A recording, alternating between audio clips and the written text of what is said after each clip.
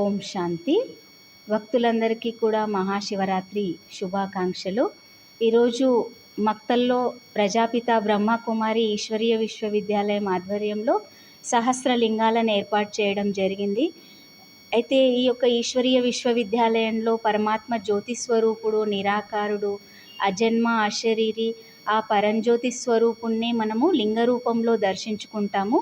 మరి ఆ పరమాత్మను మనం ఎల్లప్పుడూ సహస్రనామాలతో అభిషేకిస్తూ ఉంటాము, నామార్చనలు చేస్తూ ఉంటాము. అది పురస్కరించుకొని ఈరోజు బ్రహ్మకుమారి రాఘవేంద్ర కాలనీ మక్తల్ శాఖలో సహస్రలింగాలను ఏర్పాటు చేయడం జరిగింది. భక్తులందరికీ కూడా 12 జ్యోతిర్లింగాలను కూడా దర్శనం కొరకు ఏర్పాటు చేయడం జరిగింది. అనేక సార్లు ఇక్కడ మల్లికార్జున స్వామి ఆలయంలో జ్యోతిర్లింగాలను ఏర్పాటు చేసి భక్తులకు సందేశం ఇచ్చేవాళ్ళము. కానీ ఈసారి మా యొక్క ఆశ్రమంలోనే ఈ యొక్క లింగ దర్శనము, జాగరణ, రకరకాల కార్యక్రమాలు కూడా ఈరోజు ఇక్కడ ఏర్పాటు చేయడం జరిగింది. భక్తులందరూ కూడా దర్శించుకొని దర్శన భాగ్యాన్ని పొందగలరు. అలాగే ఇక్కడ నేర్పించేది డైరెక్ట్ పరమాత్మ నేర్పించే రాజయోగ మెడిటేషన్ను కూడా ఇక్కడ అందరికీ నేర్పిస్తాము.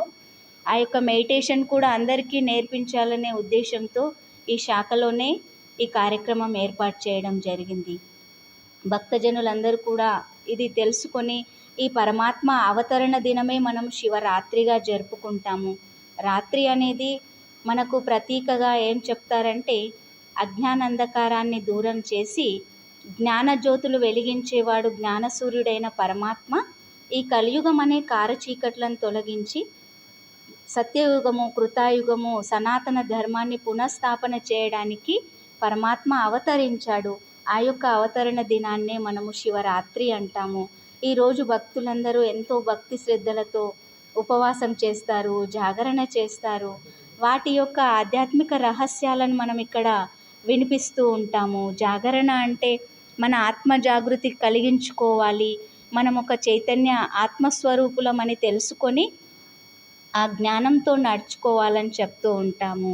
మరి ఉపవాసం అంటే మన యొక్క మనస్సును నిరంతరం పరమాత్మ పైన ఏకాగ్రం చేయాలి అని చెప్తాము. అంటే మరి మానవ జీవితం అంటే కర్మయోగులుగా బ్రతకమని భగవంతుడు చెప్తాడు.